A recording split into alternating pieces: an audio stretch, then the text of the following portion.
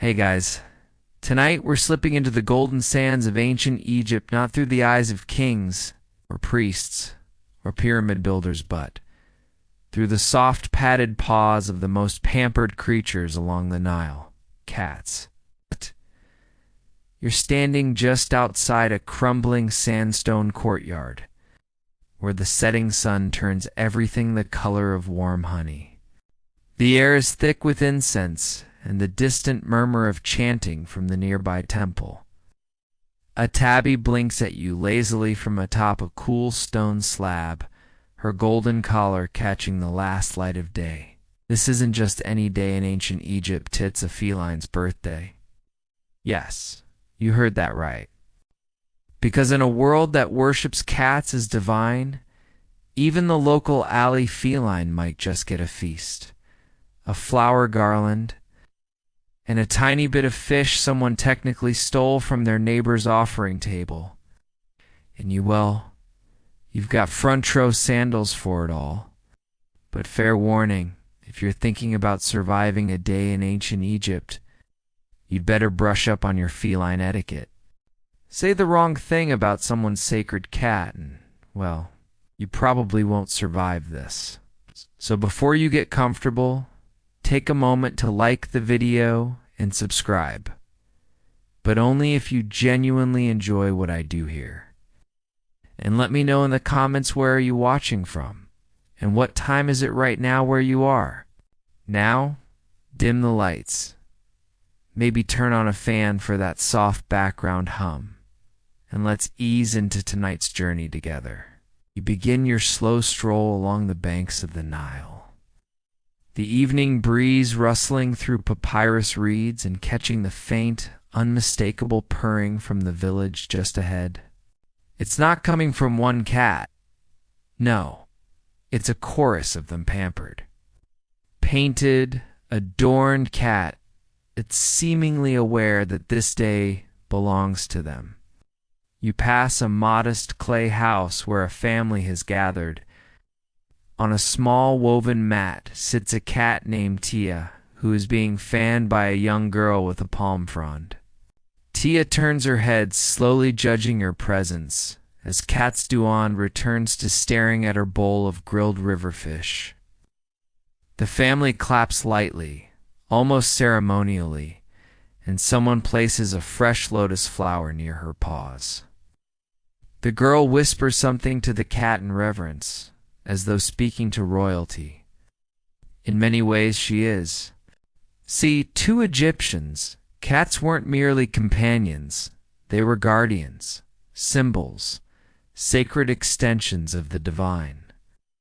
To love a cat was to participate in the eternal dance between life, death, and protection, and to celebrate a cat's birthday. That was a nod to Bastet herself, the lioness-turned domestic cat goddess who ruled over joy, home, and fertility.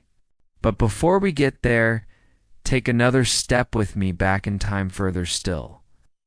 Because these birthday festivities weren't just about the present moment. They were about aligning your home, your soul, your entire household with cosmic order, or mat. And a happy cat. That was a sure sign your house was in balance. Historians still argue whether these birthday celebrations were monthly, annual, or even symbolic rather than literal. After all, not every Egyptian knew the exact day their cat was born. What mattered wasn't the precision, it was the intention. The act of celebrating, of pausing to honor the divine presence curled on your windowsill. You pass another home, where a small procession is forming. A woman in fine linen adjusts the ribbon on her cat's neck. Two musicians, one with a sistrum, the other with a reed flute, begin a gentle tune that sounds a little like a lullaby and a little like a warning. The cat, an older Tom with a scratched ear, lounges in a basket carried on a boy's shoulders, clearly unimpressed by the honor. The streets smell of roasted grains, dried fish, and lotus oil. Cats weave between people's legs, sometimes snubbing an offered treat in favor of sun-warmed stone. One man stands with a jug of honey beer, pouring a bit into a shallow dish for his birthday girl. You imagine her sipping politely, though likely licking the dish once and walking off in indifference. Typical, there's a kind of absurd beauty in all of it. The seriousness with which people celebrate something that, in our modern lens, might feel silly. But then again, how many of us throw elaborate parties for pets today? It's tiny hats, doggy cakes, Instagram reels. Ancient Egypt just did it with more gold and less Wi-Fi. And unlike today's celebrations, where a pet might get a chew toy and a photo op, these cat birthdays sometimes included spiritual elements. Offerings were made at Bastet's shrines, especially in Bubastis, her major cult center. Families would donate a portion of their income in their cat's name, hoping Bastet would return the favor with fertility, protection, and possibly fewer scorpions in the pantry. One fragmentary tablet even suggests that some wealthy families kept scribes on hand to write poetry for their cats. You can imagine the parchment. To the noble meow of Roslight, we thank you for blessing us with your nap schedule. There's even fringe speculation, though admittedly, historians still argue whether it's grounded in reality or misinterpreted satire, that noble families hosted semi-formal banquets for their cats. Guests would attend, toasting the feline while dining from separate tables. And while this sounds absurd, keep in mind, these were the same people who mummified onions for spiritual purposes. As the evening cools and the stars peek through the dusty sky, the noise settles. You wander closer to the temple district, where larger cats, those officially belonging to the goddess, are being honored with more fanfare. Their handlers wear robes marked with feline embroidery, and the cats themselves, trained since birth, remain unbothered by the music and incense. And somewhere behind one temple wall, a priest gently whispers a blessing over a young cat with amber eyes. It's her first birthday. She stretches lazily, then climbs onto the altar pillow like she's been doing this for lifetimes. You follow the soft glow of flickering torches deeper into the heart of the village, where whispers swirl around like smoke. The talk is all about the blessed ones, not pharaohs, not priests, but the cats born under auspicious stars. Tonight, one of them turns 5. In human terms, that's a respectable middle age. In divine cat terms, that's prime lounging power. A small crowd has gathered near a painted mural that wraps around the wall of a shrine.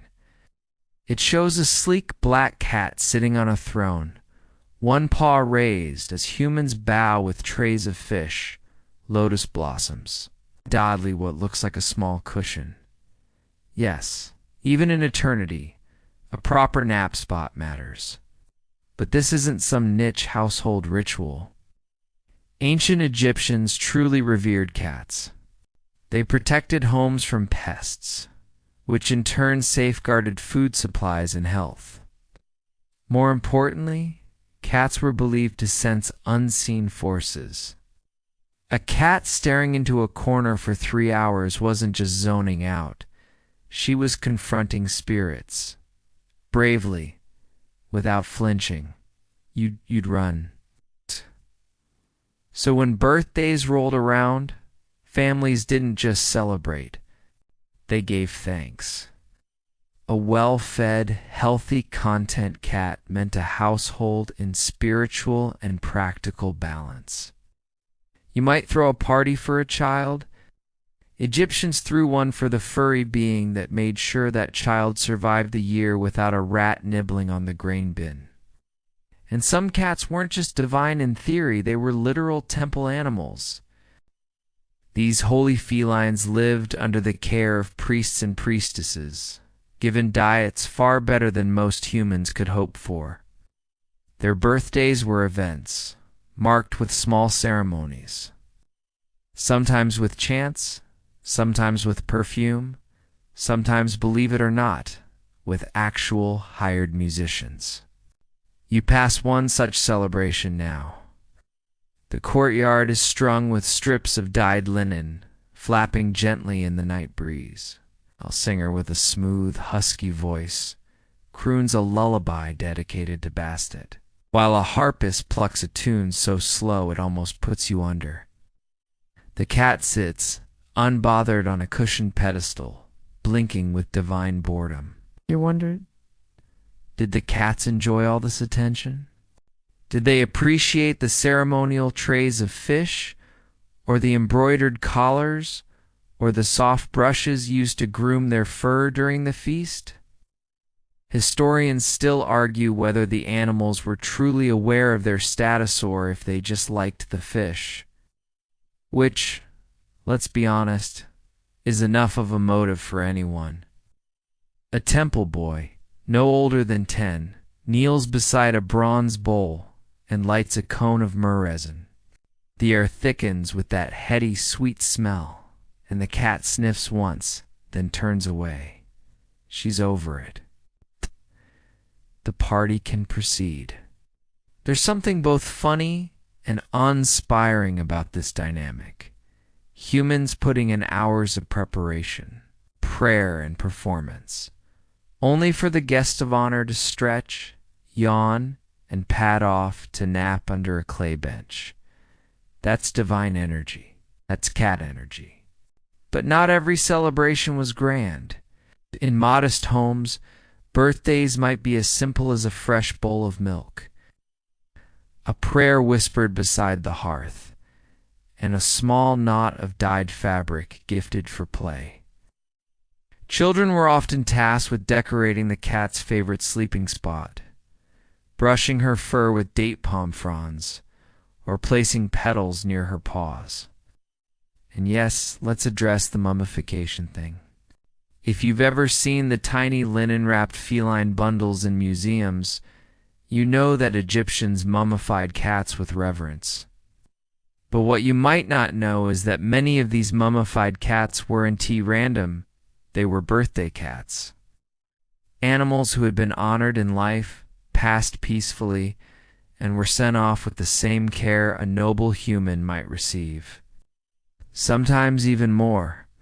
In fact, at the peak of Bastet's cult popularity, entire catteries existed solely to breed sacred cats. When these cats died, usually around a well-kept 10 or 15 years, they were mummified, sometimes placed in miniature stone sarcophagi and buried in underground chambers near Bubastis. And if their birthday was within a few days of their death, the funeral became a birthday memorial. It's a bittersweet kind of party, like frosting on a goodbye cake. There's a scholar's debate as another one in whether certain cats received titles or ranks depending on the timing of their birth in relation to Bastet's holy days. Some inscriptions suggest terms like daughter of the rising joy or born under Bastet's shadow, which might have been used ceremonially during birthdays or funerals. Others think they're just poetic flourishes. You continue wandering through this sleepy riverside village, pausing as an old woman sprinkles powdered ochre in a loose spiral near a dozing cat. For strength, she mutters, so she may hunt the night spirits. The cat lifts her head, considers hunting night spirits, then returns to her nap. Honestly, same. A nearby man scoops up his fluffy white tomkatan, absolute diva of a creature, and holds him high like a feline Simba. He was born on the 3rd day of Pare, the man says proudly to no one in particular. A winter child, clever, observant. You nod as though this means something deeply astrological. It probably does. In the quiet that follows, you find a moment to sit. A purring cat curls next to your ankle, pressing against your warmth. The stars above glimmer like polished quartz, and the village hums with the sleepy satisfaction of celebrations winding down. And somewhere in the distance, Bastet herself smiles through the shadows, her eyes twin moons, watching her birthday children from beyond the veil. A light breeze stirs the incense smoke still hanging in the air as you meander down a worn stone path leading toward the edge of the village. Oh. The music has softened now, replaced by the distant gurgle of the Nile and the occasional meow from the rooftops. Cats stretch lazily along warm clay walls, their eyes half-lidded, their bellies full. But one question lingers. Where did this obsession with cats and their birthday celebrations even begin? To answer that, you'll have to look toward the stars. And no, not metaphorically. You pass beneath a painted archway, its faded glyphs still whispering of divine tales. Enter a small shrine dedicated to Bastet. Here, carved into the sandstone walls, is the story most Egyptians would have known since childhood. The transformation of a lioness into a guardian of the hearth. Bastet, originally a fierce lion-headed goddess, evolved over time into the softer, more nurturing feline deity we recognize today. Once the protector of Lower Egypt's pharaohs, and a symbol of warlike might, she gradually became the emblem of home, fertility, music, and joy. And of course, cats. You gaze at a mural showing Bastet in her more familiar form, a sleek domestic cat-headed woman, holding a sistrum and an ankh. Children dance around her. Cats curl at her feet. Lotus blossoms float in the background like confetti from the gods. It's no surprise, then, that the birthdays of everyday cats were more than mere excuses for pampering. They were symbolic reenactments of divine mythology. To celebrate a cat's birthday was to acknowledge Bastet's enduring presence in the home. It was a ritual of alignment, firming the harmony between the mortal world and the divine feline order. Some households even kept miniature statues of Bastet and would place them beside the honored cat for the day. One account describes a noblewoman who tied a tiny gold bell around her statuesque neck during her cat's birthday feast, to invite the goddess to attend. Historians still argue whether this was a widespread tradition or just one wealthy woman's eccentric habit. Either way, we respect the commitment. You kneel beside a painted offering table and run your fingers across the grooves worn into the stone. It was here, perhaps, that a family once left bowls of milk, honeyed dates, tiny fish in honor of both Bastet and the birthday cat of the hour. Some of those cats had names that survive even now, scratched into temple walls, etched onto clay jars.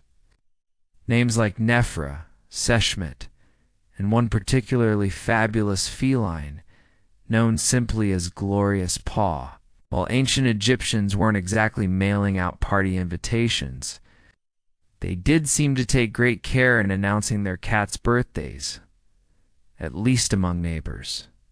An older scroll mentions a man in Thebes who was widely admired for throwing the best fish feasts for a cat named Mehdi. Apparently. Mehdi's birthdays became minor community events. Children painted papyrus banners, neighbors brought gifts, and musicians showed up voluntarily. Mehdi, of course, spent most of her party curled beneath a fig tree, ignoring everyone. You pause at another wall, where a row of hieroglyphs depicts Bastet's annual festival in Bubastis. It wasn't technically a birthday celebration, but it might as well have been. Tens of thousands of pilgrims made the journey up the Nile each year to honor her. They came in boats, played music, danced, and yes, brought cats. Lots of them. The riverside town would overflow with song, perfume, and feline energy. It's easy to imagine birthday customs in everyday homes echoing this grander festival in miniature. Not every cat got such a legacy, of course. But even the average house cat, born behind a grain shed or in the shadow of a temple wall, could grow into a birthday queen. It depended on the family, their means, and their beliefs. Some cats even had painted portraits, made simple renderings on plaster or pottery, usually done by local artisans. One preserved shard features a surprisingly accurate sketch of a fluffy cat sitting beside a sistrum. The caption reads, "Beloved of the house, she who sleeps like Bastet." Modern scholars still debate whether these portraits were made for the birthdays or after them as memorials. Either way, they stand as purring proof of how deeply these animals were cherished. You rise to leave the shrine and walk back toward the center of the village. A fire crackles gently in a hearth nearby, and around it sits a group of elders sharing stories. One of them, his voice raspy but warm, is recounting the tale of how Bastet once hid the sun in her paws to protect it from a serpent god. His audience, mostly children and a few bored-looking cats, listens with that dreamy, just-before-bed kind of attention. The idea of cats holding the sun in their paws, that's the kind of myth you tell at the end of a long day when the air is thick with cinnamon, and your heart is full, and there's a loaf of bread cooling somewhere nearby. That is the kind of myth that makes you throw a feast for a furry little animal, who occasionally claws your sandals and knocks over your offering jars. And so it continues.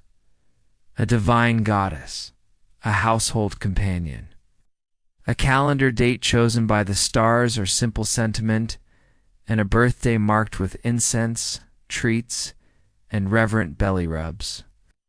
You make your way back to the small home where the celebration first began.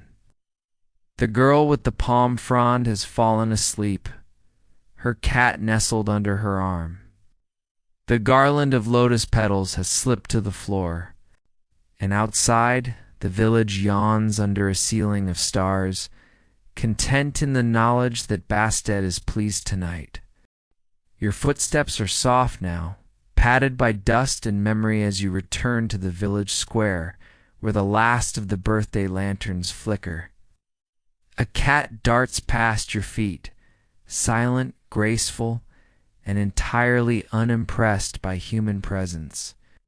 You follow her instinctively, and she leads you not to a shrine or feast, but to a worn bench beneath a sky swirling with stars.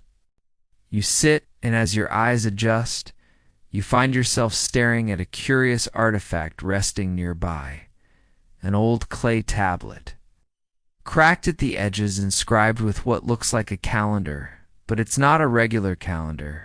It's oddly specific. Days are marked not with harvest notes or pharaonic festivals, but with symbols: a fish, a cat's paw, a tiny flame. Welcome to the ancient Egyptian method of remembering a birthday even if no one knew the actual day. See, ancient Egypt had a fascinating relationship with time. The year was divided into 3 seasons: Akhet, Pere, and Shamu, each with 4 months. Each month had 30 days, making a neat 360.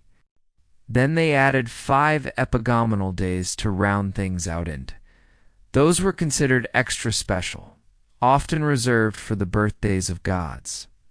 So what about your average temple cat? Well, that's where things got creative.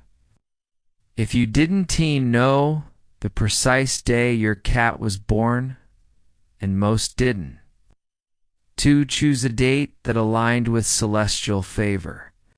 Often, a priest or temple astrologer might suggest a day that felt right. Maybe it fell near Bastet's festival. Maybe the cat purred extra loudly under a particular star. That was enough.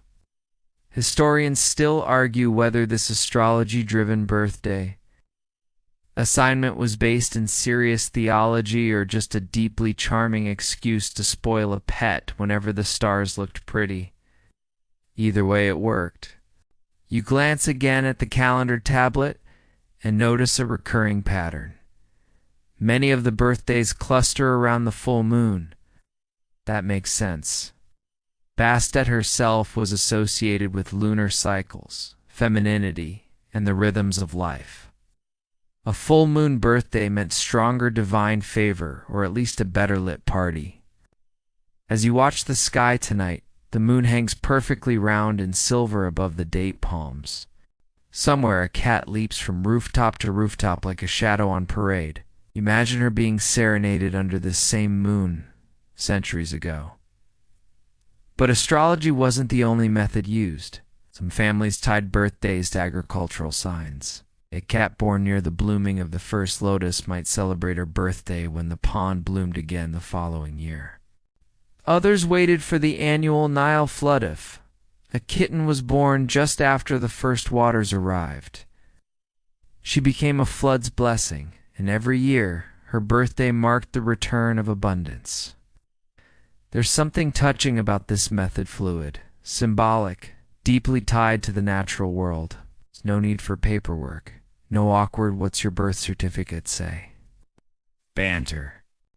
Just an understanding between human and cat, sealed by rhythm, ritual, and respect. One particularly odd method comes from a scribe's note found in a village near Memphis. He records his master's belief that cats born during solar eclipses were twice blessed and deserved not just birthdays, but name changes each year to reflect their evolving souls. That same master renamed his cat 5 times. The cat presumably responded to none of them. Modern scholars chuckle at such stories, but you can't help admiring it. The commitment, creativity, the sheer charm of building a celebration around a creature who may or may not even attend it. You glance up as a procession passes by, quiet now, half asleep, but still holding a ceremonial rhythm. A young boy carries a papyrus scroll tied with twine. When asked, he explains it as a birthday registry, a community list where neighbors write their cat's chosen names and celebration dates, so no feline goes unhonored. It's unclear whether the registry is enforced or just ceremonial, probably the latter, but the tone is reverent, like signing your cat up for a cosmic guest list. It's another reminder that, in Egypt, cat wasn't just your pet, it was your link to the divine, a whiskered compass pointing toward grace and order. You make your way toward the river again. In the distance, drums echo gently, not the rowdy kind, but slow, deliberate rhythms that feel more like heartbeats than music. Along the banks, a few families have lit floating candles and placed them in shallow leaf boats, letting them drift downriver as soft prayers hum on the wind. Each candle represents a feline soul. Maybe some are memorials. Maybe some are birthday wishes. One woman whispers into her candle boat before setting it afloat, "May you dream of warm stones and soft feathers." It's unclear if she means the cat or Bastet. Maybe both. You pause at the water's edge. The river, full and gleaming, mirrors the moon above. A cat slinks beside you, presses her head against your leg, then pads away, tail flicking like a metronome for the night. All of this, you realize, is a kind of calendar, not just for time, but for affection. Egyptians didn't just count the days. They marked them with fur, paw prints, moonlight, and myth. And somewhere in all that devotion, a simple truth emerges. The exact date didn't matter. What mattered was the choice to honor. To say, today, we recognize your place in this home, this world, this ancient thread of life. That's what a birthday is, after all. even when the cake is made of dried fish and the guest of honor is asleep on the roof. The sound of the Nile fades as you return to the village center, guided now by the aroma of something unmistakably festive: grilled fish, honey cakes, and the faintest scent of lotus oil on warm linen. You follow it like a cat follows a rustling papyrus scroll, nose first and curious. It leads you to a courtyard lit with low golden lamps. At the center, a long, shallow table, clearly prepared for a guest of honor who will probably ignore half of it. The table is low to the ground, lined with mats and cushions, and each small dish is carefully arranged.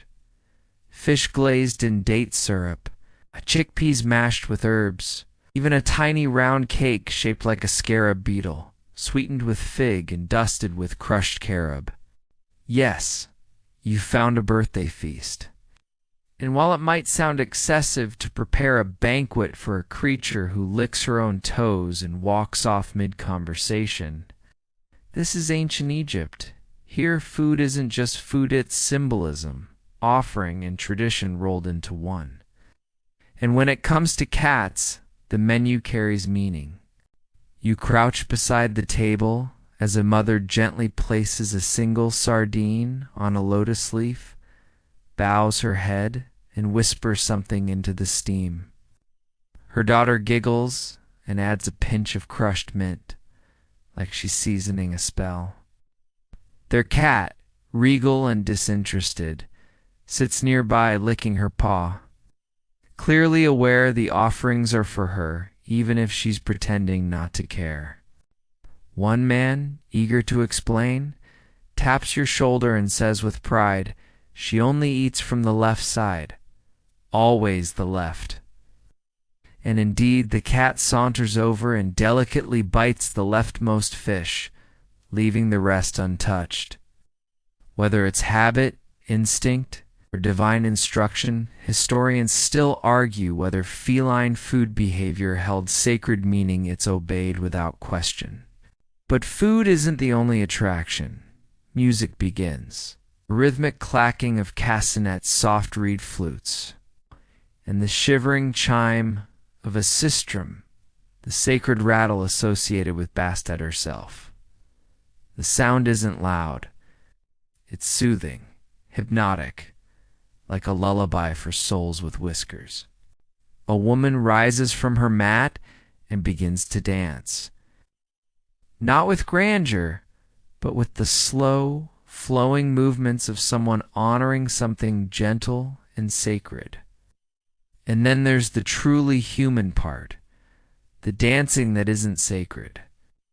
Children twirling in sandals too big, neighbors swaying out of sync, a teenager trying very hard not to look like they're enjoying it. It's all very sweet and a little funny.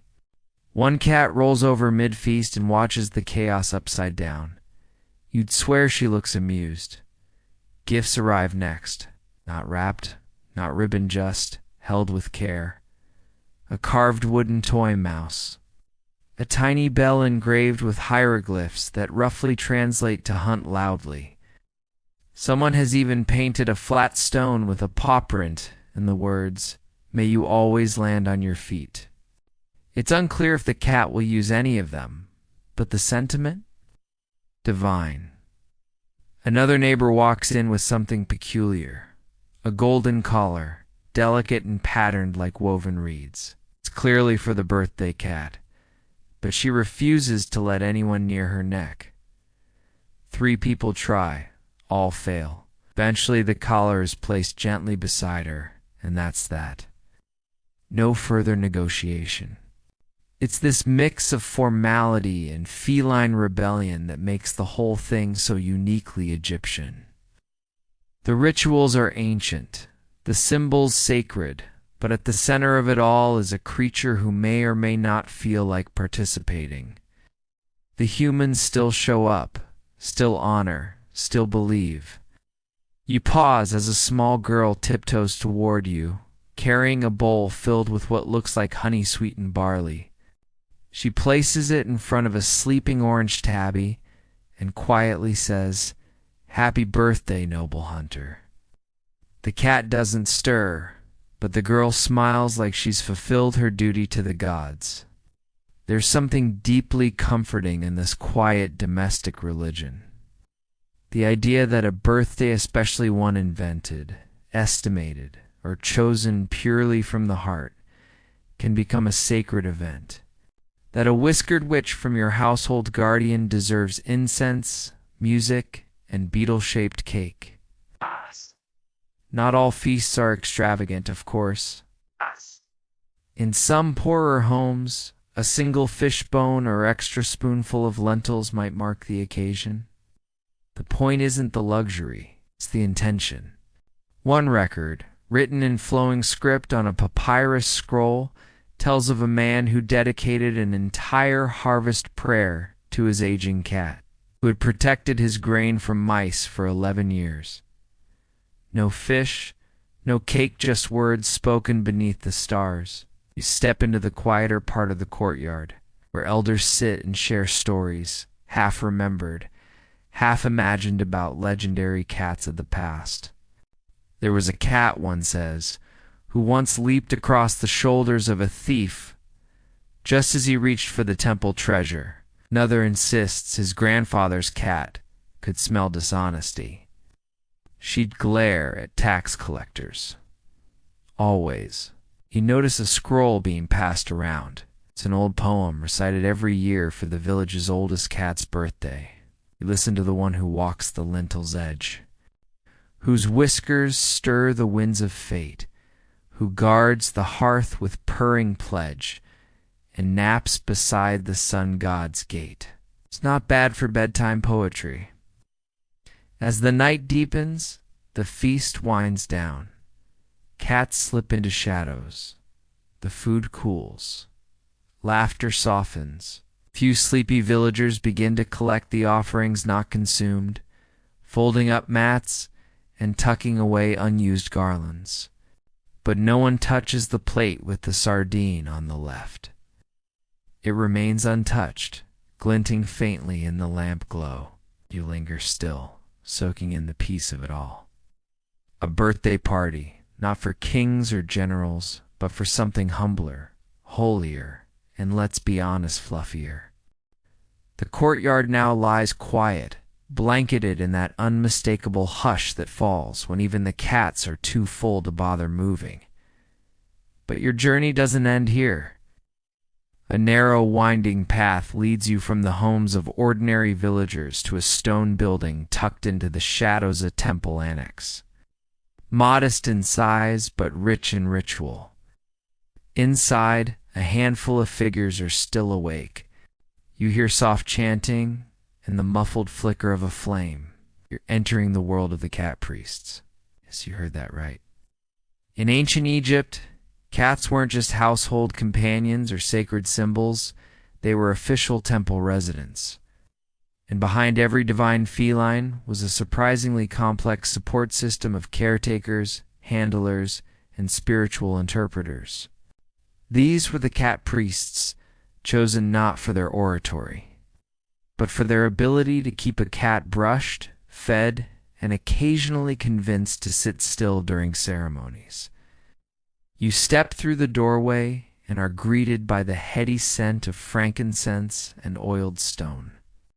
The walls are decorated with murals, some show bastet holding kittens in her arms.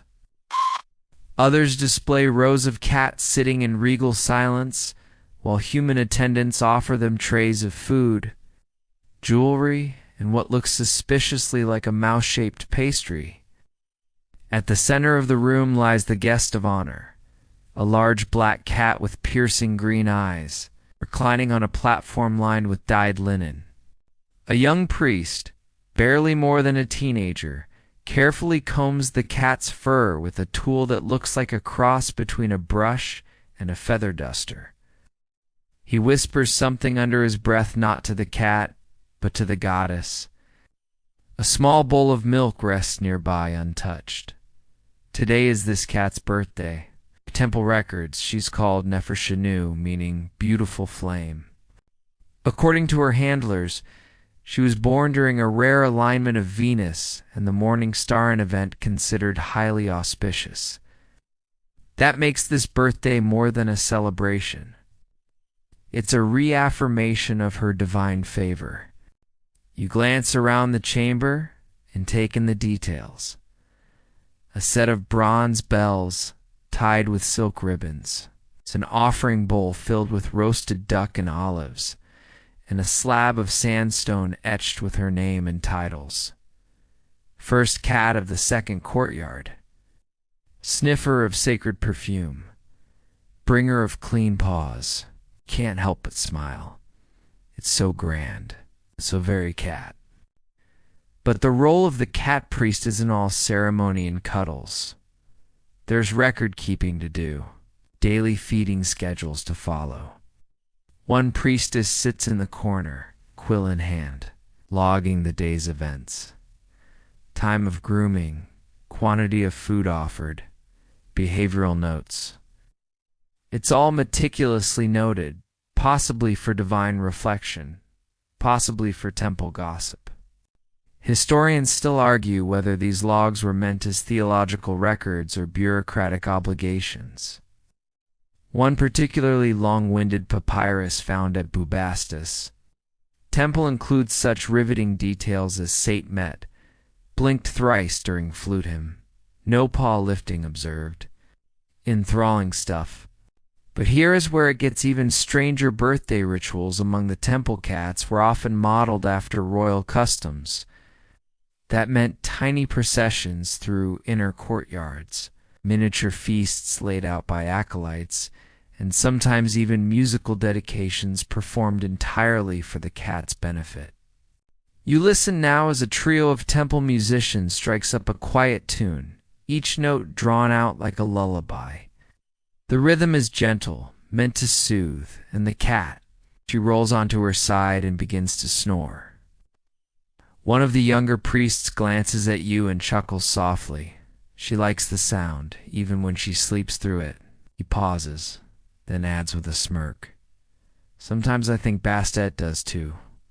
In the corner, a ceremonial object catches your eye, a carved amulet in the shape of a cat curled into a spiral. It's made of lapis lazuli, polished until it gleams. These kinds of trinkets were often gifted to temple cats during birthday ceremonies, not because the cats wore them, but because the symbolic act of giving carried spiritual weight. The temple's high priest steps forward now, holding a narrow jar. He pours a small trickle of perfumed oil onto a smooth stone, then gently presses the cat's paw into the pool. It leaves a faint mark, almost invisible, but deeply symbolic. So the earth knows her, he says.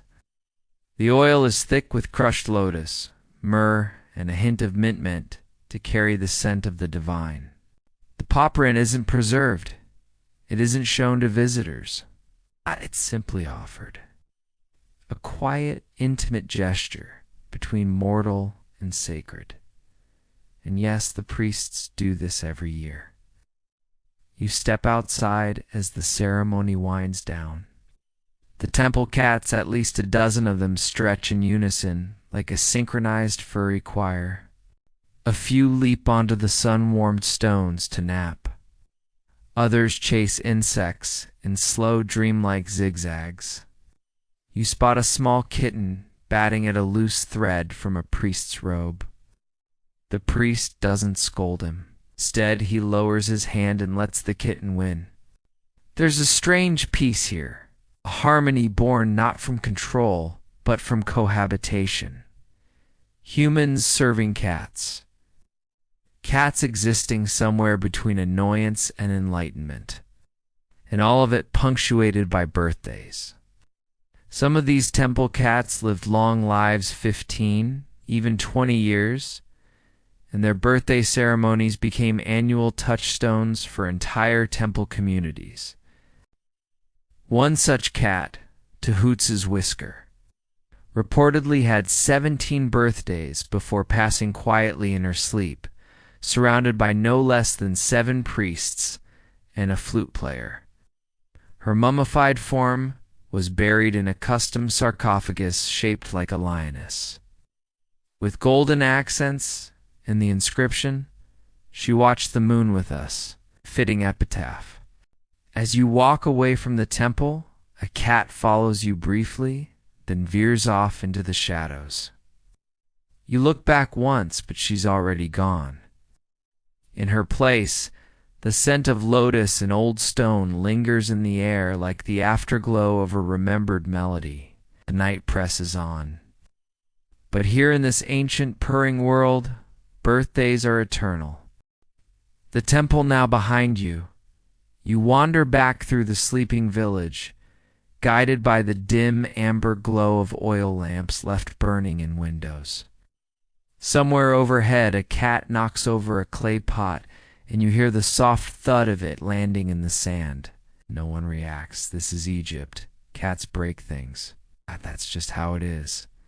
You follow the quiet murmur of the river until you come to a cluster of homes where another kind of birthday celebration is still gently unfolding, simpler, quieter, more domestic. Here, the festivities aren't about temple processions or ceremonial perfumes, but about the unspoken rituals of ordinary life. A slice of grilled perch saved from dinner. A warm lap made available. A fresh reed mat rolled out by the hearth.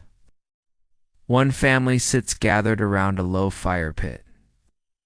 The matriarch, gray-haired and round-faced, is holding an old cat in her lap.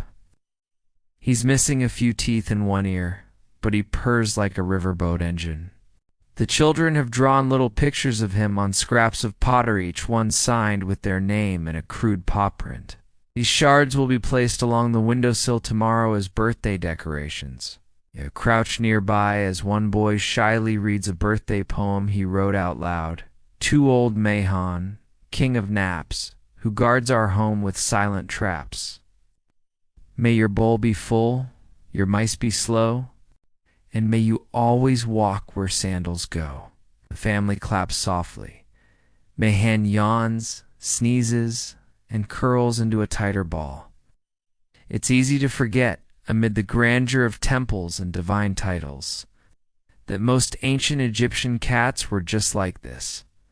Neighborhood prowlers, lap warmers, and crumb catchers. But that didn't make them any less worthy of celebration. In fact, in many ways, these cats held more real power than even the ones worshipped in Bubastis. Because these were the cats who made the grain stores safe, who kept scorpions at bay, who napped beside sick children like furry amulets. One faded inscription, found etched onto a hearthstone, reads simply, "She came when I cried. She stayed when others left." It's not clear whether it's about a cat, a wife, or a god. Maybe all three. You move along the alley, where 2 neighbors are exchanging what looks like a parcel wrapped in linen. "Birthday gift," one says, grinning. "Papyrus toys. Scented with fish oil. He'll love it." Recipient nods solemnly, like he's just accepted a royal tribute. Gifting traditions varied from village to village, of course. Some offered only food. Others believed cats appreciated new places to sleep more than anything else. One popular birthday gift was simply a basket filled with soft rags and feathers, sort of the ancient Egyptian equivalent of a beanbag chair. And then there's the grooming ritual. You come upon a young girl brushing her cat with a tool made from bundled palm fibers. She does it slowly, rhythmically, like she's lulling herself to sleep. Every few strokes, she whispers something. You catch fragments. Soft as moonlight, strong like lion, watcher of dreams. Is it poetry? A spell? Or just love in words only cats understand? Historians still argue whether grooming was symbolic, some claim it represented purification before the cat re-entered the divine current, especially on her birthday. Others believe it was just a tradition rooted in hygiene with a spiritual justification added later. Either way, the cats clearly enjoyed it. You pause as a man sets out 3 small bowls. One of goat milk, one of dried anchovies, and one of something suspiciously gelatinous and green. He catches your glance and says, "Crocodile dung paste. Keeps the fleas off." You blink. He nods, as though this explains everything. And you know what? In ancient Egypt, it kinda does. You turn the corner and find yet another tiny ritual playing out: a woman lighting a wick soaked in sesame oil and murmuring a soft chant. She's not a priestess, just a weaver.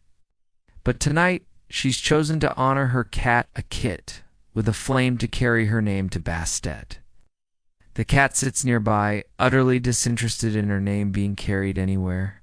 These personal ceremonies, Lost, deeply affectionate, often improvisational, were the heartbeat of Egyptian cat culture. They didn't need temples or scrolls. They just needed one human, one cat, and a moment of shared stillness. One story passed down from a fishing village tells of a man who trained his cat to tap her paw once for yes and twice for no. On her birthday, he asked if she felt loved. She tapped once. Everyone cried. Modern scholars are, let's say, skeptical. But that hasn't stopped generations from telling the tale. Even funerary texts occasionally mention birthday customs. One cryptic line reads, "He remembered her name on the day of her first breath, even as she returned to Ra." Whether that means the cat's birthday was honored every year until her death or only once. When she passed is open to debate, but the implication is the same. A cat's life was worth tracking, worth naming, worth marking on the wheel of time. And as you look around this village streets, quiet, lanterns low, cats curled like commas in the margins of stone walls, you begin to understand something profound. Egyptians didn't celebrate birthdays to flatter their pets. They did it to participate in a larger truth, that all life, no matter how humble, is worth honoring.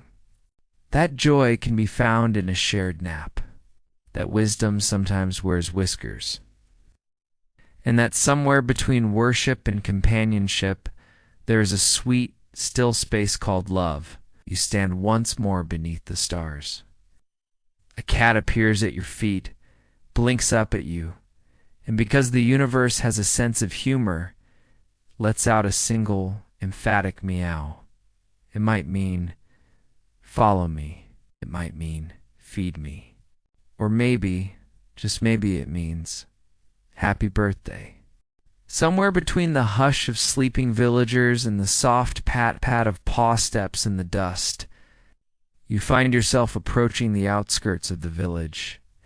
There, in the gentle stillness, where farmland meets riverbank, lies one of Egypt's quieter traditions' birthday burials. No, not for the cats, for their toys. You almost miss it at first. A low mound, barely taller than your sandal, surrounded by tiny stones in a loose spiral. In the center, a small depression lined with faded linen. Someone's buried a wooden mouse. Its painted eyes are almost rubbed away, and one ear has been chewed beyond recognition. But it rests with undeniable dignity, like a warrior laid to rest with her sword. You crouch to read a note pinned beside it. Retired on her 5th birthday. May she squeak forever. You're not entirely sure who wrote it. The handwriting is childlike, but the ritual has weight, and it's not the only one. Further down the bank, you spot other graves, scratched up feather toy buried under date leaves. a hollow reed ball tucked beside a river stone, a strip of linen tied like a collar, now sun-bleached and folded like a shroud. Historians still debate whether these miniature burials were religious, symbolic, or simply the byproduct of a culture that anthropomorphized its pets with remarkable thoroughness. Some argue that the burial of a toy marked the cat's passage into a new life, phase kittenhood behind them, adulthood ahead. Others suggest it was a way of offering up a beloved item to Bastet, especially on the cat's birthday. One scroll, found in the archives of a provincial temple, mentions a priest instructing villagers to bury that which the cat no longer loves, lest it cause displeasure. Whether he meant spiritually or emotionally is left open. Either way, the practice stuck. You rise and continue walking the river's edge. A cat joins you, a striped tabby, silent and sure-footed. She leads you to a tree, its roots cradling a clay jar sealed with beeswax. You peek inside. It's filled with dried herbs, mint, thyme, and something earthy you don't quite recognize. Beside the jar lies a sliver of papyrus that reads, "For her 10th birthday." She loves the smell. It hits you, suddenly and tenderly, how these moments, these offerings, burials, whispered dedications, are not so different from birthday candles and greeting cards, just older, simpler, infused with the dust of ages and the devotion of those who never saw the point in separating ritual from affection. You wander now toward a low grove of sycamore figs, whose thick branches cast long restful shadows across the sand. There's a hammock of sorts stretched between two trunks, a net of braided reeds barely holding together. On it lies an elderly man and an orange cat who has clearly claimed the left half as her own. He strokes her gently and speaks to no one in particular. "She's been with me 16 years, he says. Born during the black moon. Noisy from the first breath. Stole fish at 3 weeks. Learned to open jars by 6 months." He pauses, chuckling softly. "Got married before I did." You don't interrupt. Just listen. She sleeps more now. Doesn't hunt much.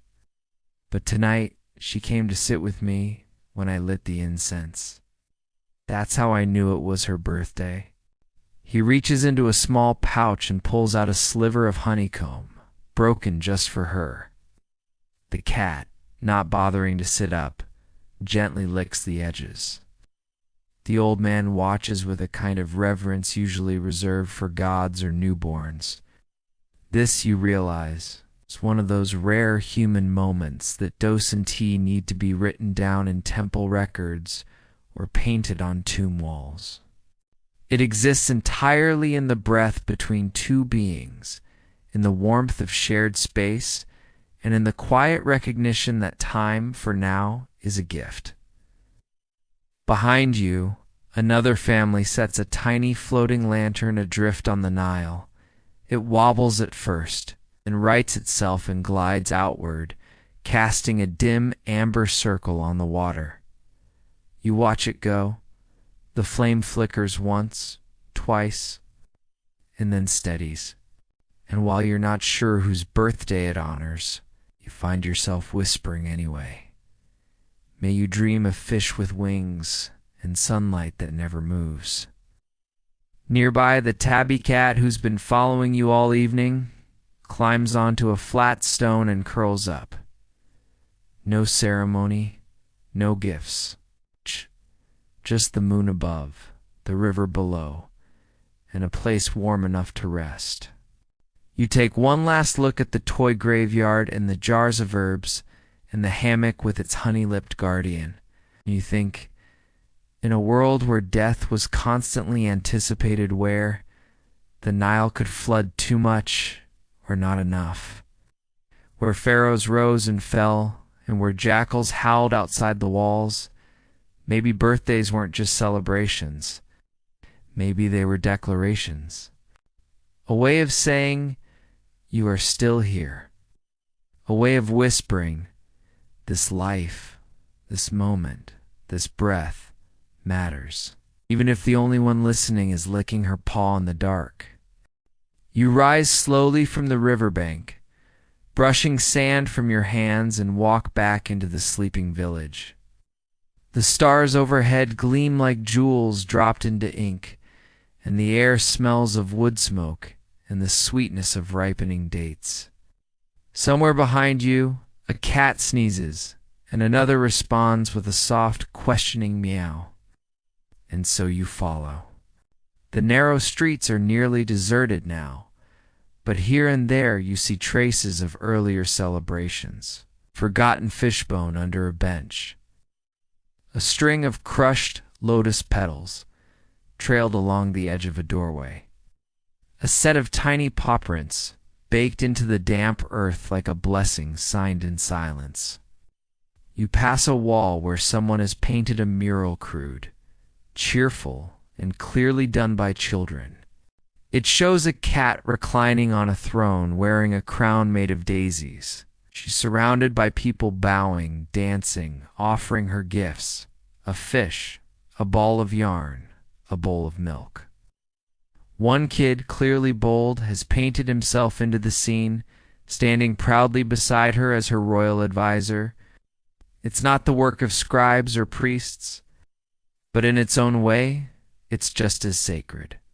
You pause at a house where a soft glow still flickers behind the woven curtains. You can hear the low hum of conversation, the kind people have when they read a sleepy to say much but too content to go to bed.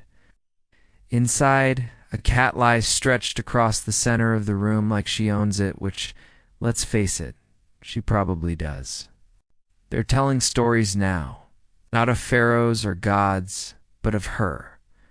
How she once chased a goose into the market. How she fell into a basket of figs and ate her way out. How she slept for 2 days straight after guarding the baby all night. It's not official history, but it's the kind that sticks. As in ancient Egypt, history wasn't always about battles or borders. It was about patterns, memory, repetition, and birthdays especially feline. Ones were a way of stitching those patterns together. One elder, nodding off as he speaks, recalls a cat from his childhood who was born on the night a comet streaked across the sky. We said she carried fire in her belly, he murmurs. She hissed at every man who tried to marry my sister. Someone else laughs. Smart cat. The stories go on, soft and half-whispered. And as you listen, you realize just how often these cats shape the rhythm of life. They weren't just present for big events, they were the events. A birth was made luckier by the presence of a purring cat at the window. A dream was believed to be true if a cat stared at you afterward. A decision wasn't final until the household cat had walked across the papyrus contract, leaving a besmudged seal of approval. Some houses even assigned cats specific roles: the midnight watcher, the bread sniffer, the dream guard. It was part practical, part superstition, and entirely endearing. And on their birthdays, these titles were repeated aloud like a roll call of honor. A small ceremony, maybe just a whispered sentence by the hearth. May Sechem, guardian of the good blankets, live another soft year. Historians still argue whether this naming tradition was ritual or just deeply human silliness. But really, must it be one or the other? Outside, a breeze stirs the trees. You hear the faint rattle of a reed chime, a charm meant to keep evil spirits at bay. It hangs beside a doorway where you notice a fresh paw print has been pressed into a lump of clay. It's probably done earlier today in honor of a birthday. The Above it is scratched a name, Teddy. No grand titles, no divine references, just Teddy, someone's beloved furball. You press onward, guided now by the lull of the night. At the edge of the village, a simple stone tablet rests beside a garden. It bears no cat image, no religious symbols, just a date repeated year after year, with a small tick mark beside each one. 27 of them. A life remembered in birthdays. And that's the thing, isn't it? Birthday traditions weren't really for the cats. They were for the people. To anchor the years. To remember that time is moving, but not without pause. Not without celebration. Not without tiny fish-shaped cakes and a single sistrum song hummed under the breath of someone who's just happy to be here beside their best four-legged friend. You sit beneath a fig tree and close your eyes. You can hear the gentle scratching of claws against wood, the creak of reed mats as cats shift in sleep, the murmuring pulse of the Nile, a lullaby of presence. And as your breathing slows, the last thought that lingers is not about gods or temples or feasts. It's this. Somewhere in ancient Egypt tonight, someone is whispering their cat's name into the stars, just in case the gods are listening. The stars overhead have shifted. You notice it now, how the brightest ones have moved a little further west? Just enough to remind you that time is still gliding forward even here. Even in this dream-soft place where cats are queens and silence feels sacred, you stretch your legs and begin moving again, following a different kind of trail this time. Not footprints in sand or faint drum beats echoing from a courtyard, but small scraps of papyrus pinned here and there to walls, tied to fences, even left beneath water jars. Birthday wishes. Some are written in elegant script, others in hasty, crooked lines, but they all carry the same warmth. One reads, "To my shadow and my sunrise, thank you for chasing flies and fear away." Another simply says, "Still the best listener I know. Happy 9th." They're not official documents. No one archives them. They're meant for the Weindorfer Bastet, if she's listening. Some wishes are oddly specific. May your right whiskers grow back thicker this year. Or, no more coughing up feathers indoors, please. One is especially heartfelt. Stay with me one more season. Not ready yet. Pause by a column where several notes have been tied together with woven threads, forming a sort of miniature birthday tapestry. It flutters in the breeze like laundry hung out to dry, but every slip of papyrus has a single name, Renonotet. Some are years old, others are fresh. It's all different handwriting.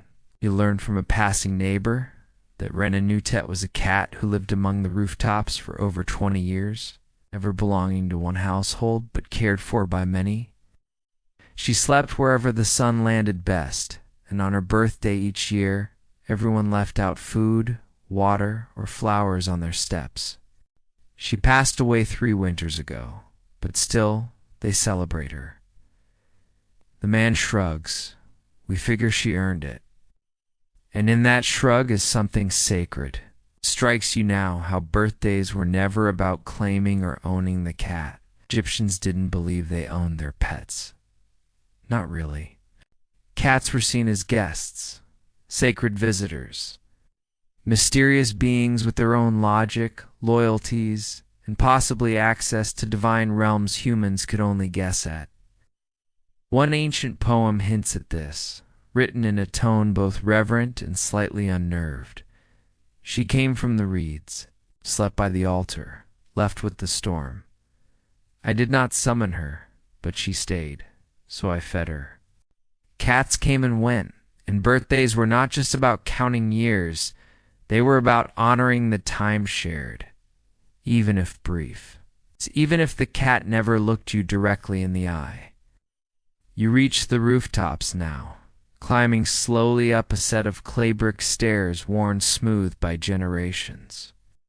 From here, the village stretches out beneath you like a low, simmering mirage. Pale light, curling smoke, the occasional flicker of a cattail vanishing around a corner. This is the domain of the free cats, the ones who don't live in homes, but rather among them. The ones who appear just when you need them and vanish before you can say thank you. Up here, a few villagers have left small birthday tributes. Fish spine wrapped in a flower garland, strip of leather shaped like a mouse. It's even a bowl of wine, already half emptied by some bold partygoer with paws. Historians still debate whether rooftop cats had their own specific roles in Egyptian society. Some texts suggest they were considered moon guardians, believed to whisper secrets to Bastet when the sky was clear. Others say they were just cats, doing what cats do, climbing, prowling, surveying the world like it's all their living room. You find a spot between two chimneys and settle in. From this height, the village seems smaller, softer, almost toy-like. You watch as one lone figure walks the streets below, carrying a small lantern and scattering something from her pouch. As she moves, cats follow quiet shadows, trailing behind her like a comet's tail. She's a birthday priestess of sorts, an unofficial one, her job, to bless all the cats who didn't get their own party. 2. Make sure no whisker went unhonored. You hear her say, just once, to the air, "You are seen." And then she disappears into the night. Back on the rooftop, a trio of cats settles in beside you. One curled tight, one sprawled like a fallen scroll, the third sitting upright like a sphinx. You say nothing, they don't move. Maybe they sense something in you. Softness. Or maybe they're just warm and too lazy to get up. Either way, it's nice. The moon begins to dip lower now, turning the village blue. And as it does, you think about how birthdays in this place weren't measured in cakes or candles or the frantic counting of years, but in attention. In noticing, in remembering that something soft and small once arrived in your life, and for reasons you'll never fully understand stayed, and you think maybe that's enough. More than enough. The air has cooled now, brushing across your skin like linen hung to dry. Even the cats have grown quieter. You hear only the faint rustle of a tail, the distant plop of a frog into the Nile, and the occasional sigh from a rooftop sleeper, adjusting their mat without ever really waking. You rise and leave the rooftops behind, descending once more into the quiet hum of the village's heart. Your steps take you almost instinctively toward a place older than the others, a garden hemmed in by sandstone walls, half forgotten by people, but beloved by paws. It's not much, a handful of sycamores, a few dusty hibiscus bushes, and a worn path trodden smooth by years of silent visitation. But here, beneath a canopy of stars and sleepy leaves, is where the oldest cats come to nap. And if you're very quiet, you can spot them. White, muzzled, thin, sun-warmed, curled into tight little question marks. This is where the ancients say time moves sideways. A woman in a faded blue shawl is here already. She kneels by one of the trees, lighting a stubby candle and setting down a bundle wrapped in palm fronds. You step closer. Inside are tiny things, bits of fishbone, a sliver of milk bread, and what looks like a tuft of shed fur, all placed with care. Her name was Tia, the woman says softly, not looking up. She passed last flood season. Today would have been her 12th birthday. She doesn't cry. She doesn't pray. She just sits with it. With the memory, the act, you sit beside her, and together you listen to the wind in the reeds. One of the old cats pads slowly over and curls up between you, as if summoned by the gravity of remembrance. Historians still argue whether this garden was ever officially consecrated to Bastet. There are no inscriptions, no carved altars. But local belief has long held that the goddess lingers here, drifting on the breeze, watching her favorites grow old with grace. Some claim to have seen her a cat with moon-colored eyes, sitting perfectly still on the central stone, vanishing the moment you blink. You don't see her tonight, but you feel something settle, a quietness that isn't empty, a stillness with weight. The woman eventually rises, brushing dust from her knees. She thanks the cat. She thanks you. Then she slips away without another word. You remain a little longer. You remember the temple and the sistrum song, the birthday poem from the child, the toy mouse buried in solemn ceremony, the paw print pressed into fresh clay. All of it ridiculous, beautiful, deeply human. A celebration of fur and presence and the simple act of being here, you notice. Beside one tree, a row of small etchings carved into the bark. Just names, dozens of them, some fading, others fresh. You trace your fingers across one me wet. It means little cat. No date, no story, just the name, enough to hold a life. You pick up a fallen flower and place it there. Me birthday, me wet. Further along the wall, there's a patch of earth dotted with worn river stones. Each one has a word carved into it. Hunter, sleeper, singer, shadow. The titles given in life, preserved now like relics. Together, they form a quiet chorus. The roles cats played in this world, not just animals, but archetypes, symbols, companions, little deities in fur coats. And you realize something. These weren't just birthday traditions. They were acts of continuity, of binding generations. The child who leaves out a fish for her cat today is echoing a mother who did the same centuries before. It's history made soft, ritual made warm. You rise and walk again. Through the sleeping streets, past homes dim with dreams, past temples tucked into shadow. At one window you catch a glimpse of a family curled together. The children nestled against a mother, and a cat striped round, deeply unbothered, perched above them all like a watchful guardian. This, too, is a ceremony. This, too, is how we mark the years. It's easy to forget in the modern noise of our own world that history can be gentle, that it can live not in wars or decrees, but in the way someone hums while brushing their cat's fur, or in how carefully a bowl of water is set down each night beside the door.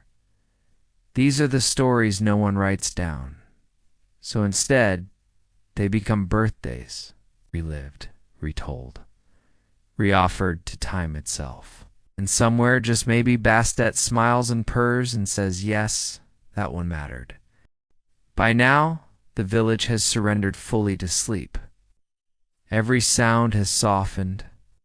Even the Nile flows quieter, as though not wanting to wake the cats.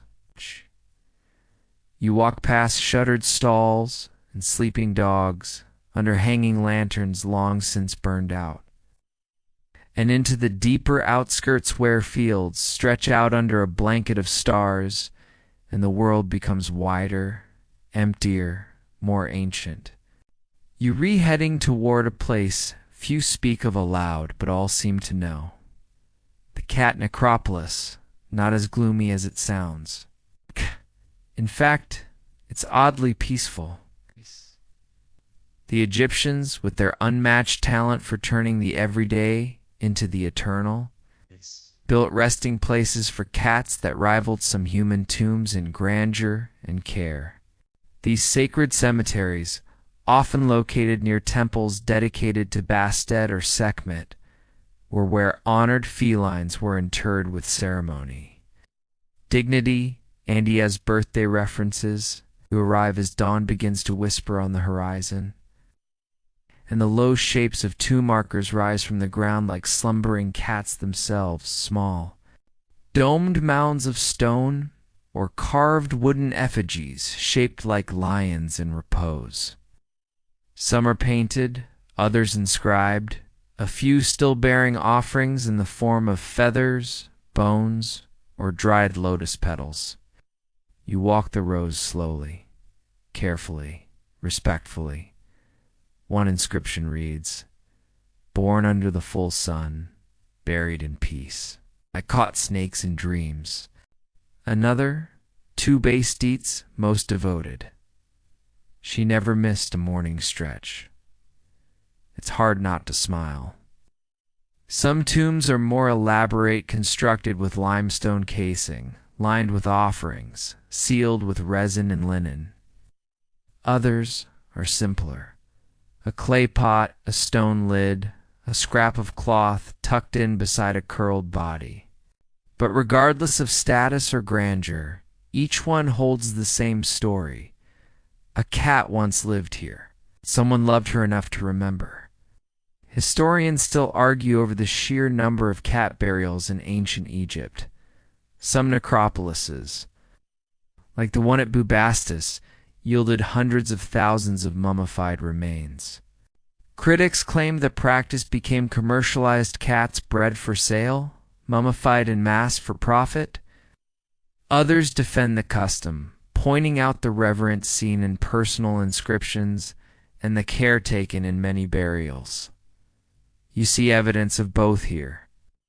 In one corner, a row of identical jars with no names, no dates perhaps, from a period when devotion turned into industry. But beside them, a single carved statue shows a woman kneeling, a cat nestled in her arms, both faces serene.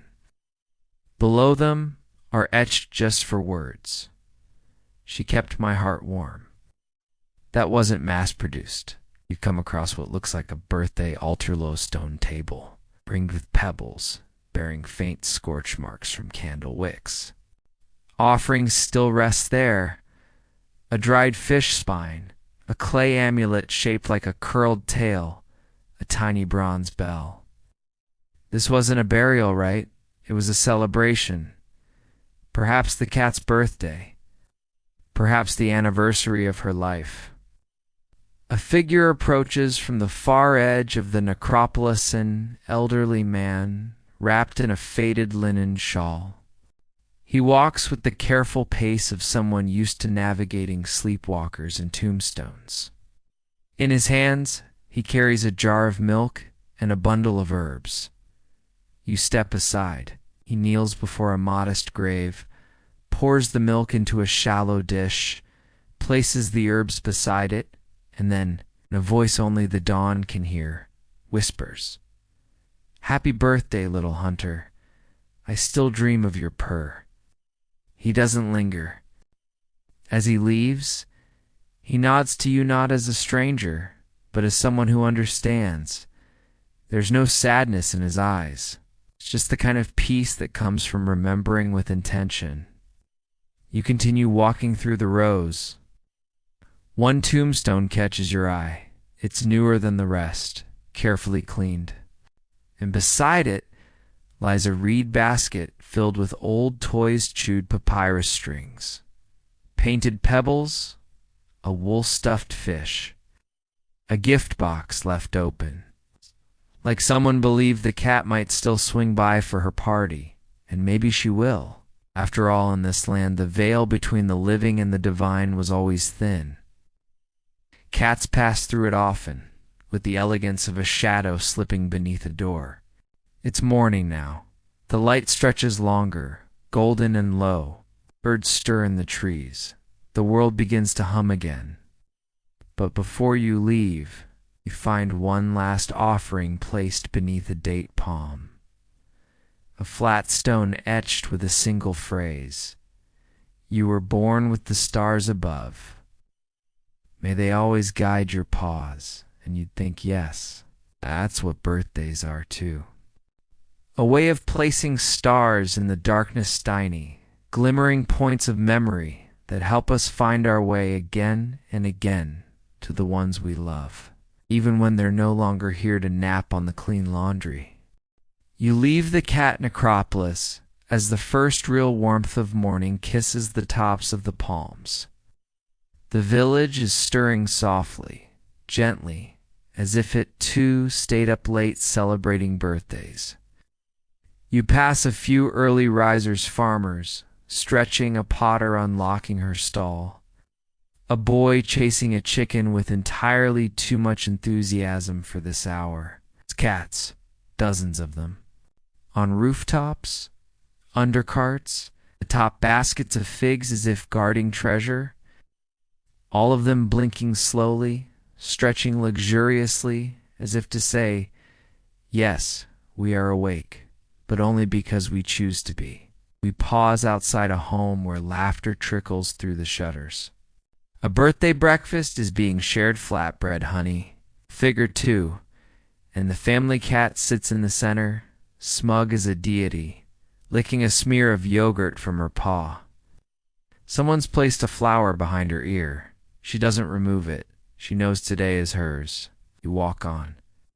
Past the scribe's shop, where someone has left a birthday note pinned to the door. It reads to Sabu. May your naps remain uninterrupted. May no frog escape your reach. It's signed with 3 paw prints. You wonder if Sabu is the cat or the human. Frankly, it could go either way. Then, at the market, something remarkable happens.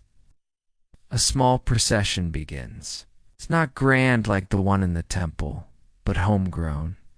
A group of children, maybe 5 or 6, marching down the street, each carrying something, a painted fish, a tambourine, a tiny reed basket, a handful of dates. At the center of the group is a cat being carried like royalty, nestled in a blanket, absolutely unbothered by the attention. They stop every few feet to sing. Not real hymns, more like improvised birthday chants. Mio, Mio, queen of the street, give her fish and give her meat. Lick your paws, your majesty. Reign forever, fancy free. Can't help it. You laugh. The joy is infectious. Pure! One boy turns and sees you, then waves a fish-shaped cookie in your direction. You want one? He asks. Therefore Naboth's birthday? A lot. You accept the cookie. It's chewy, slightly sweet. Probably made with date syrup and crushed sesame seeds. Delicious. Naboth. The cat gives you a long, slow blink, the feline equivalent of a royal blessing. This is what birthdays are here. Not events, but ripples. They spread through the village like incense on a breeze.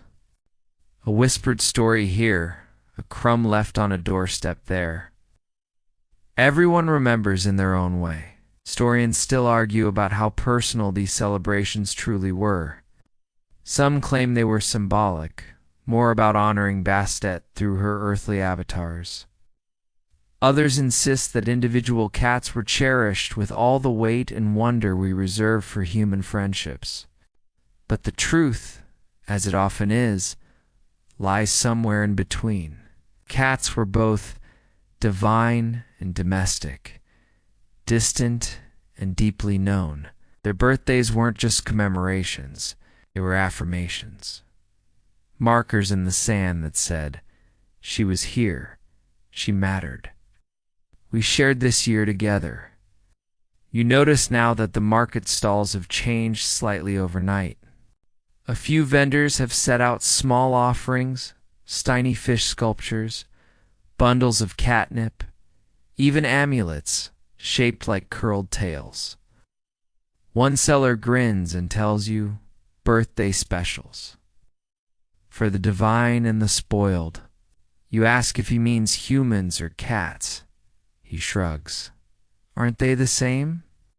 You make your way toward the bakery, where the smell of flatbread and honey cakes fills the air.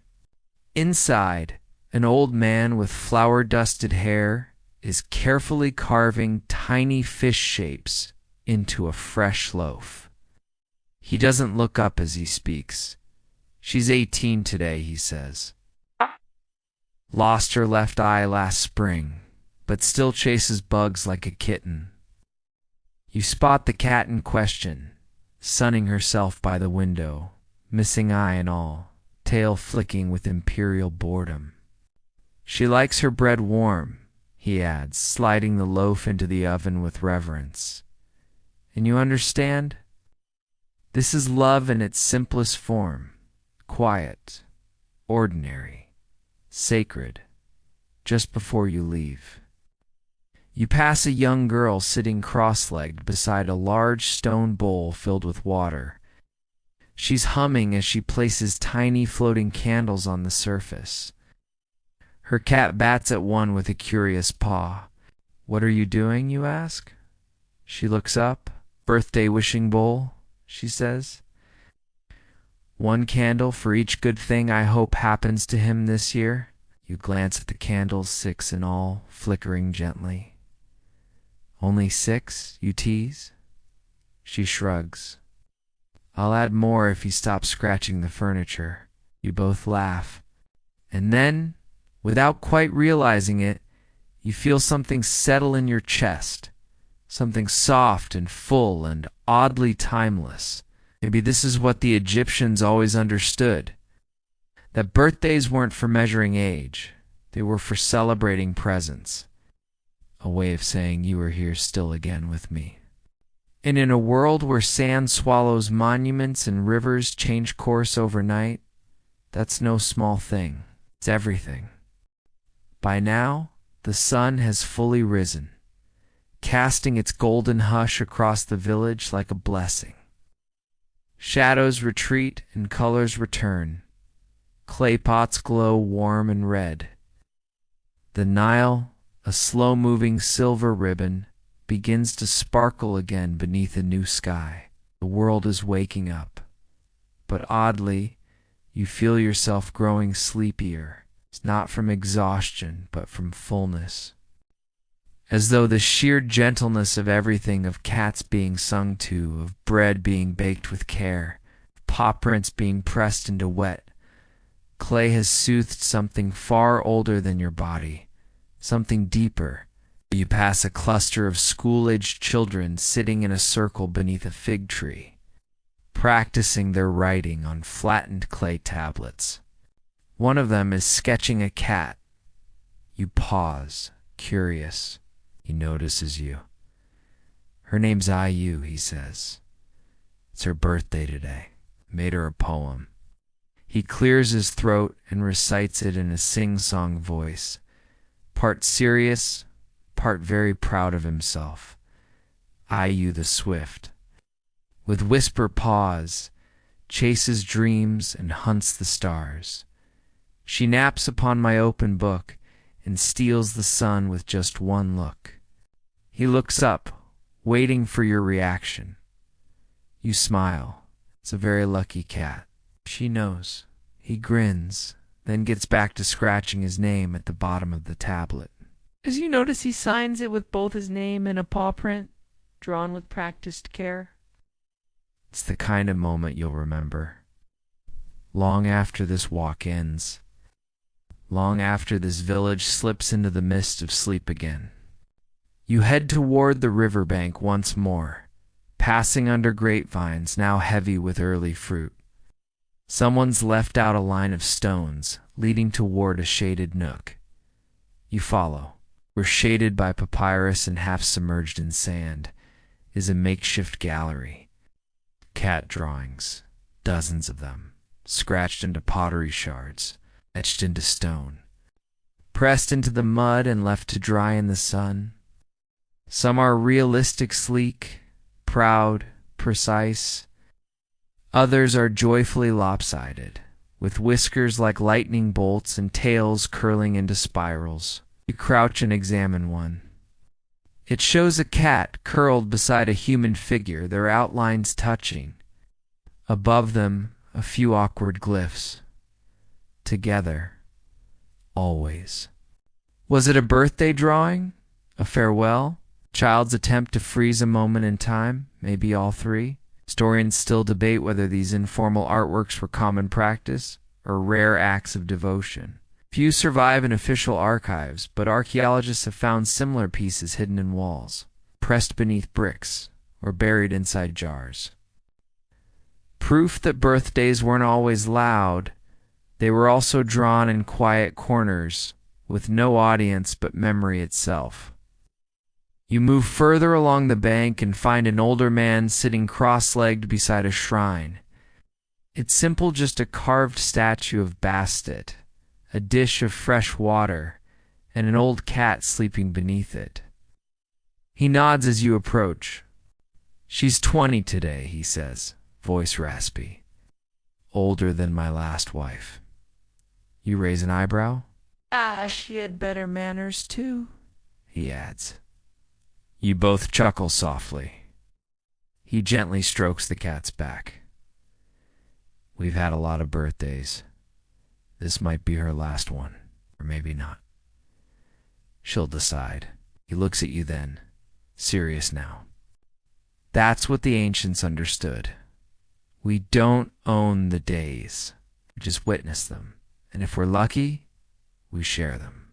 You sit with them for a while, saying nothing more. That's how this part of the journey feels like settling into a lull, a hush, a reverent pause. Not because the story has ended, but because there is nothing more to prove. The sun climbs higher. A warm breeze rustles the reeds.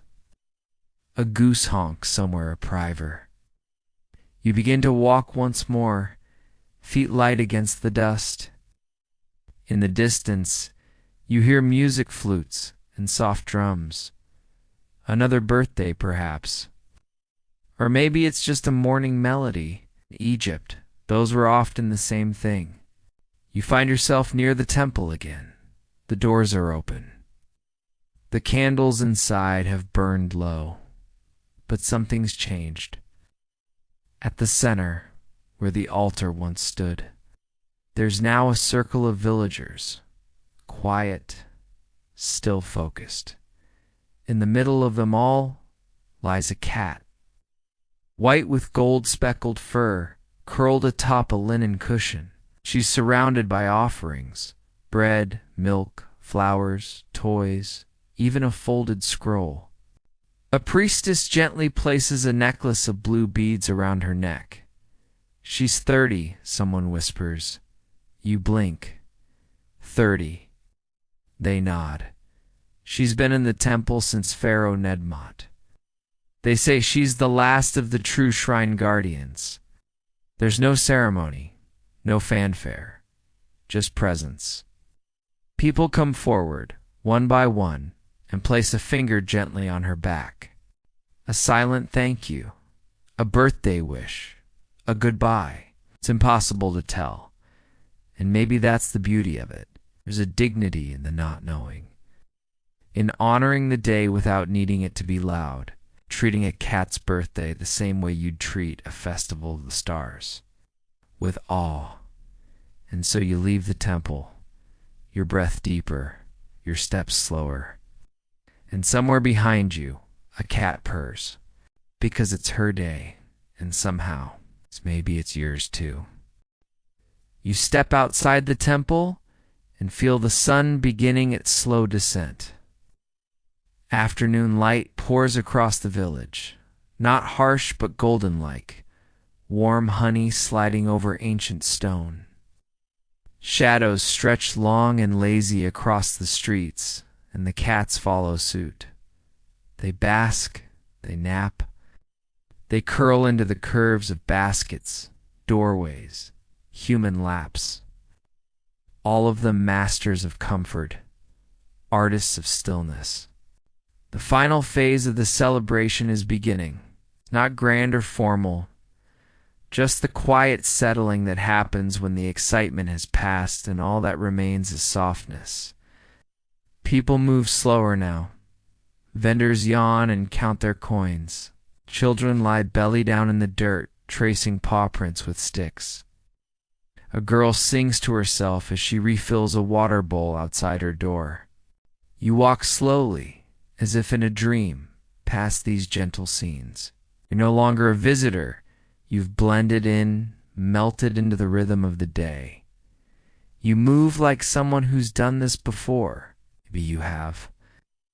You pass a small workshop where a sculptor is finishing a piece in clay. It's a cat, naturally posed mid-yawn, one paw draped over the edge of a cushion.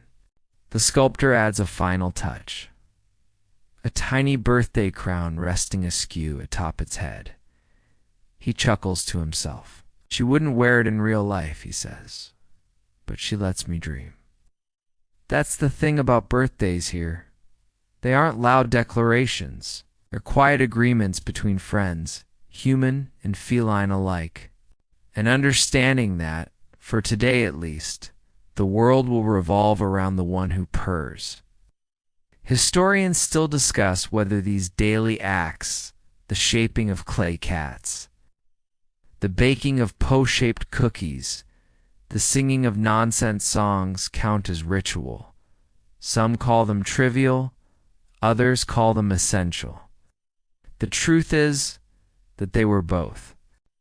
Because isn't history just memory written down? Aren't birthdays memory spoken aloud? You find yourself drawn to the outskirts again, following a footpath through reeds and whispering grass. Leads to a pond, mere still and framed by soft earth. A group of elders is seated here in a semicircle, each with a cat in their lap or nearby, or watching from the bushes like suspicious royalty. One man speaks, voice low and rhythmic. He's telling a story about a cat who once chased off a crocodile the size of a boat. She didn't blink, he says, just stared that beast down like it owed her rent. Laughter ripples through the group, warm and unhurried. Someone else offers a story, this one quieter, about a blind cat who always knew when a storm was coming. She'd curl up on the east side of the house. Always the east. A woman adds one more. Mine used to knock over my ink pots when I was sad. Every time it worked. You'd sit with them letting the stories wash over you. They're not rehearsed, not grand. They're real. And they feel ... important. More real than royal decrees. More lasting than monuments. One man, eyes closed, murmurs, I don't remember my father's voice, but I remember how the cat he gave me smelled like warm thatch and river lilies. The others nod, 'cause they understand. Eventually someone stands and pulls from a satchel a tiny harp. He begins to play, not loudly, not expertly, but with a kind of honest tenderness that makes the notes feel like feathers landing on water.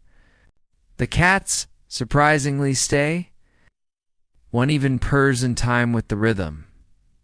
You close your eyes, and for a long, long moment, there is only that.